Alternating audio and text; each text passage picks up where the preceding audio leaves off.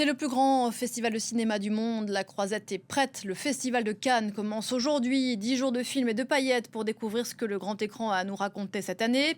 79e édition du festival avec un président du jury pour la première fois sud-coréen, Park Chan-wook, auquel on doit notamment le très beau Decision to Live.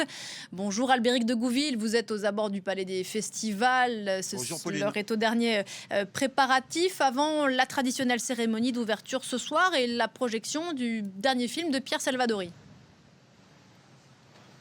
Alors c'est vraiment un film parfait pour une cérémonie d'ouverture, pour un film d'ouverture. Effectivement, la Vénus électrique succède à un film qui est Partir un jour, un autre film français, une autre comédie, mais qui était une bonne comédie, mais peut-être un petit peu trop franco-française. Là, vraiment, ce film, la Vénus électrique, a tout pour séduire un public international. Nous sommes dans le Paris des années 20-30, en 1928 précisément. Eh bien, dans ce Paris, nous sommes avec des marchands d'art, dans des fêtes foraines, et tout cela sur fond de spiritisme et de magie. Et la comédie est très bien écrite, comme toujours, avec Pierre Salvadori, vraiment un des maîtres de la comédie en France, et puis porté par des acteurs enthousiasmants, à commencer par Pio Marmaille, également Anaïs de Moustier, Vima Laponce ou Gilles Lelouch. Bref, un très très bon film d'ouverture. Et à noter que ce film sera parallèlement à la cérémonie d'ouverture projeté dans plus de 200 salles de cinéma en France. Certaines de ces salles, d'ailleurs, Pauline, projetteront également la cérémonie d'ouverture.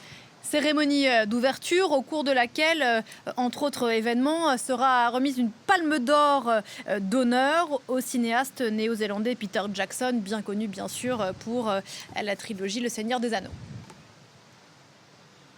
Voilà, c'est Eye Haïdara qui sera la maîtresse de cérémonie et Peter Jackson, lui, n'avait jamais été sélectionné au Festival de Cannes. Voilà, maintenant, l'erreur, l'oubli est réparé puisqu'il est Palme d'Or d'honneur pour l'ensemble de son œuvre. Il y aura d'ailleurs une autre Palme d'Or d'honneur qui sera remise au cours de la cérémonie de clôture pour Barbra Streisand, actrice et bien sûr chanteuse. Voilà, et entre ces deux Palmes d'Or d'honneur, il y aura vraiment une nuée de stars qui monteront sur le tapis rouge, à commencer par des Françaises et des Français, Catherine Deneuve, Isabelle Huppert, notamment Pierre Ninet dans Histoire parallèle de l'Iranien Asghar Farhadi. Dans ce même film, il y aura aussi Virginie Efira. Elle sera à l'affiche de 2 films en compétition, d'ailleurs tout comme Léa Seydoux. Voilà pour les Françaises et les Français. Côté américain, il y aura notamment Scarlett Johansson et Adam Driver dans Paper Tiger de James Gray, un des 2 Américains en compétition.